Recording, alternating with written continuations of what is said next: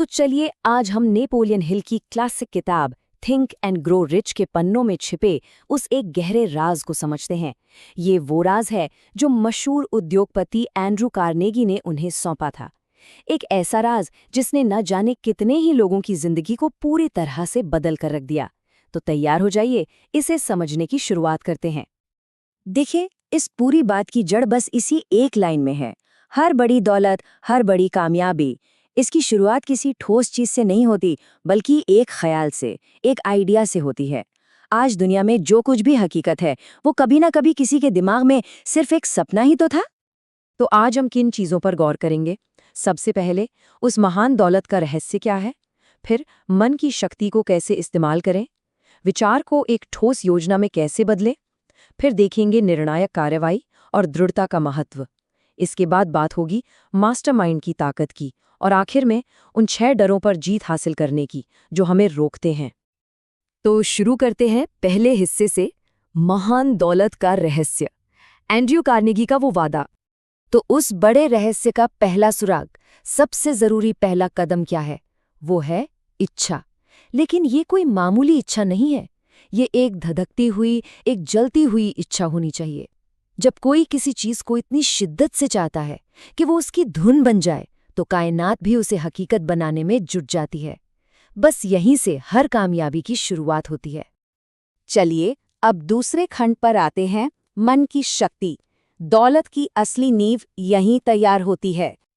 और इस पूरी प्रक्रिया का जो इंजन है, उसे किताब में मनी कॉन्शियसनेस कहा गया है। अब ये है क्या? ये मन की एक ऐसी हालत है जहां कोई इंसान पैसे के बारे में इतना ज्यादा सोचता है, इतना फोकस्ड हो जाता है कि वो उसे सच में महसूस करने लगता है। उसे लगने लगता है कि वो दौलत पहले से ही उसके पास है। और जब कोई इस मानसिक अवस्था में पहुंच जाता है, तो दौलत को अपनी ओर खींचने वाले मौके खुद ब खुद बनने लगते हैं। तो सवाल ये है कि ये मनी कॉन्शियसनेस कैसे बनाएं?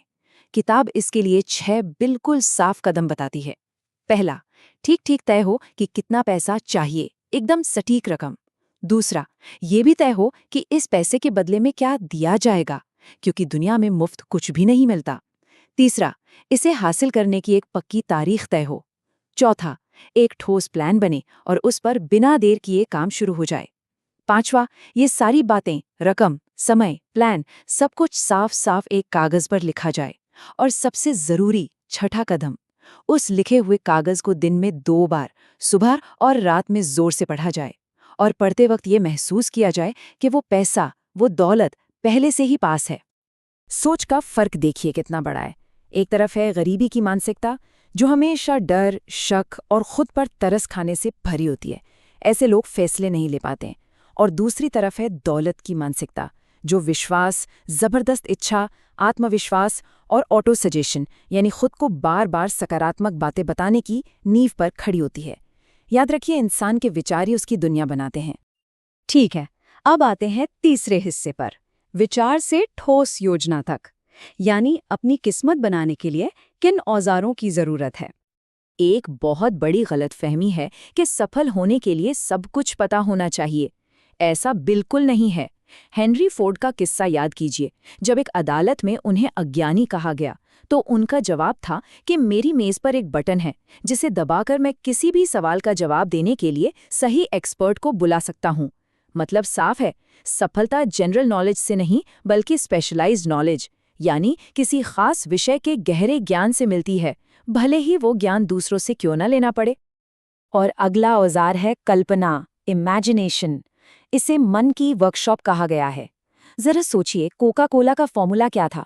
बस एक कागज के टुकड़े पर लिखा एक नुस्खा। वो अपने आप में कुछ नहीं था, लेकिन ऐसा कैंडलर नाम के एक व्यक्ति ने अपनी कल्पना की शक्ति का इस्तेमाल किया और उस छोटे से आइडिया को एक ऐसे ग्लोबल एम्पायर में बदल दिया जिसे आज पूरी दुनिया जानती है। असली ताकत उस फॉर्मूले में नहीं, कल्पना में थी। अब बात करते हैं चौथे हिस्से की, निर्णायक कार्रवाई और दृढ़ता। क्योंकि प्लान बना लेना काफी नहीं है, उसे हकीकत में भी तो बदलना है। हेनरी फोर्ड की मशहूर मॉडल टी कार को लोग बदसूरत कहते थे, लेकिन फोर्ड ने एक पक्का फैसला कर लिया था और वो उस पर चट्टान की तरह अड़े रहे। उन्होंने किसी की नहीं सुनी। सफल लोगों की यही पहचान है, वो फैसले तेजी से लेते हैं और उन पर टिके रहते हैं। वहीं दूसरी ओर असफल लोग हमेशा सोच विचार में ही फंसे रह जाते हैं।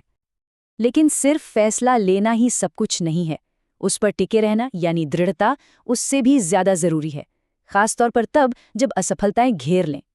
थॉमस एडिसन का उदाहरण हमारे सामने है। लाइट बल्ब बनाने से पहले वो हजारों बार नाकाम हुए, पर उन्होंने से हार नहीं माना। उनके लिए हर नाकामी मंजिल तक पहुंचने की सीढ़ी का एक जरूरी पत्थर थी। ये बात साफ करती है कि अस्थायी हार का मतलब स्थायी विफलता कभी नहीं होता। अब आते हैं 5वें खंड पर, जो कि एक तरह का सीक्रेट वेपन है, मास्टरमाइंड, यानी दूसरों के जरिए अपनी ताकत को कई गुना बढ़ाना। इसे समझने के लिए बैटरी का उदाहरण सबसे अच्छा है।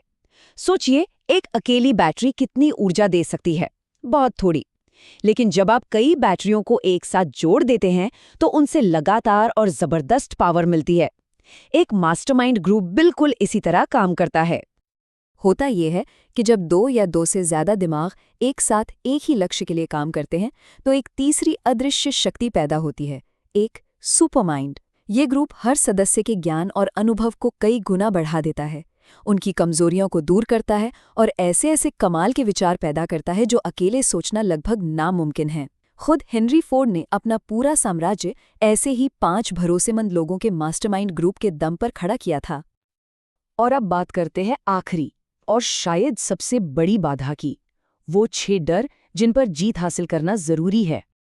नेपोलियन हिल कहते हैं कि 6 ऐसे बुनियादी डर हैं जो ज्यादातर लोगों को आगे बढ़ने से रोकते हैं। ये हैं गरीबी का डर, आलोचना का डर यानी लोग क्या कहेंगे, बीमार होने का डर, किसी अपने को खोने का डर, बुढ़ापे का डर और आखिर में मौत का डर। ये असल में हमारे मन में बसे वो भूत हैं जो हमारी असली क्षमता को बाहर नहीं आने देते।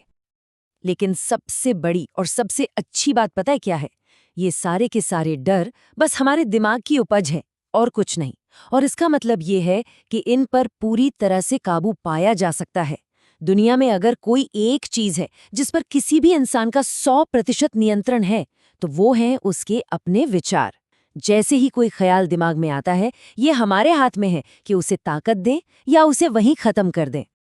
तो ये विश्लेषण आखिर में इसी एक सवाल पर आकर रुकता है, वो कौन सी मानसिक रुकावट है जो असल में एक इंसान और उसकी किस्मत के बीच दीवार बनकर खड़ी है?